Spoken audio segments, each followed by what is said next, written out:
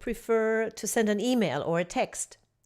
Or perhaps rather pick up the phone? Or you are the person who really likes to get face to face with someone, either in person or virtually, right? Via Zoom or via video or YouTube Live like this one. Excuse me.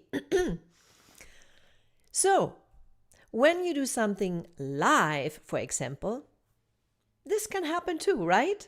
All of a sudden, you have the urge to cough. It's okay too, so don't worry about it. But let's take a look at the different ways that we communicate. We can do it in written form, writing an email, writing a text, writing a letter.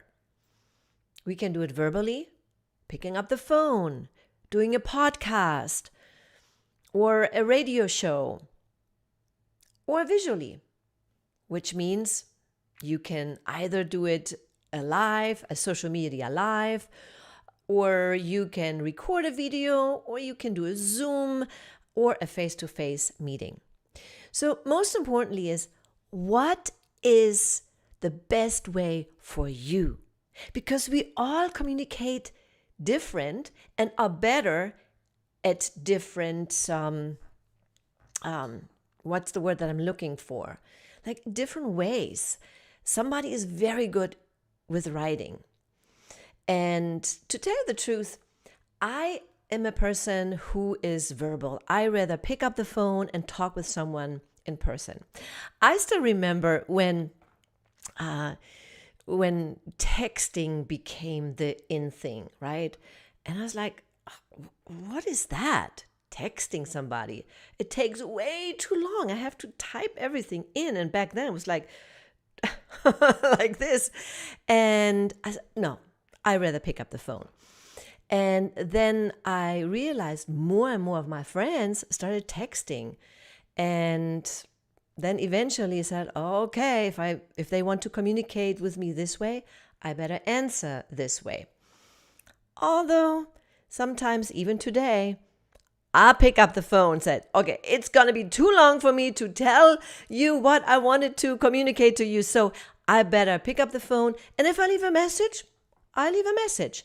But I can communicate better that way. This is just me. That's my personality. And then others just like, oh my gosh, they're afraid to pick up the phone.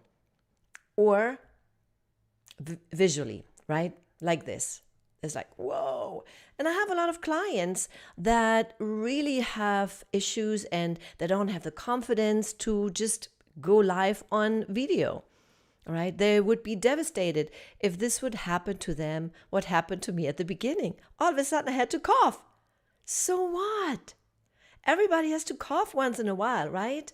And if you go live, that's what it is. Now, if I record a video, of course I would edit it out. But live is a different story. You are who you are. And that leads me to two different things. How do we communicate with our clients or our prospects? And my answer for you is, do it the way that you feel most comfortable and that you can really shine. If this is writing a blog, if this is having really great email conversations or emails that you send out, fantastic. For me, it is harder. Maybe because English is not my first language and there's still the stigma here. Well, maybe I say something wrong. Of course, I can say something wrong when I'm on video, but the difference is you see me, you see my personality, and you get to know me, and it's a little bit more forgiving than in text or in writing. Which leads me to another thing. When we text something, it could be that the words that we text may not convey exactly what we want to convey to the other person, and the other person can take it the wrong way. And I have experienced it myself, perhaps taking it the wrong way, but also when I texted something, the other person took it the wrong way. So you have to be very precise with the choice of words. More so when you do something and when you communicate in writing. Make sure that the words really mean what you want to convey, what you want to communicate. Now, when you do it on the phone, if you speak with someone person to person, you can bring some extra explanation to it. And if you do it verbally or visually, which is also, of course, verbally attached, you can use your vocal variety, you can use your voice to convey something. And that's another training that I have is all on vocal variety, because it really makes a difference of how you say something, right? Me being German, sometimes we are being perceived like being too harsh. But you can make up for it with, oh, no, I didn't mean it this way. I just meant it like this. And you can also adjust as you learn when you do more lives that, okay, I have to adjust my voice a little bit if I want to bring across something a little bit softer, for example. But yes, of course, that is a whole other story, and training that I'm doing is just how to say it.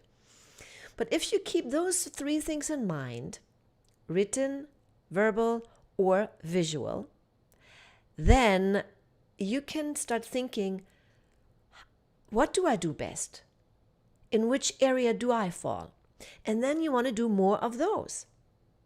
But at the same time, don't stop there. You always want to expand. And for me, I'm expanding my horizon in written form. And I have to pick up my game a little bit in my email communication with my tribe, with my followers. I lack there a little bit, and I know that.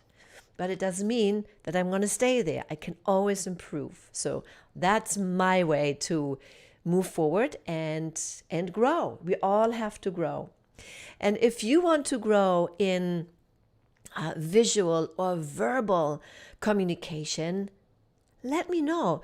Put something in the comment section, or just send me an email. Send me a direct message. My email is sabine@sabinequenberg.com, and I'm happy to help you in this regard.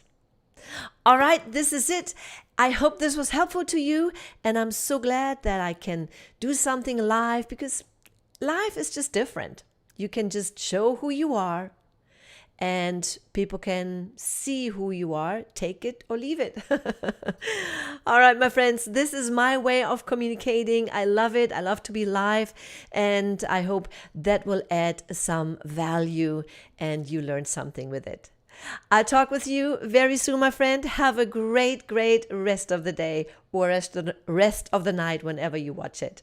Bye-bye for